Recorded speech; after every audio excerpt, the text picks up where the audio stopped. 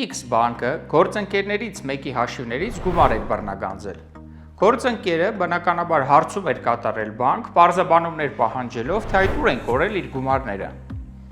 Եվ այդպես էլ պատասխան չստանալով, զայրացած, գրառում էր կատարել Instagram-ում, ինչը կարծես թե բանկի հեղինակությանն էր կպել եւ բանկը վիրավորվել էր այդ գրառումից եւ դատի էր տվել մեր գործընկերոջը եւ պահանջել 6 միլիոն դրամի չափով բարոյական վնասի հատուցում։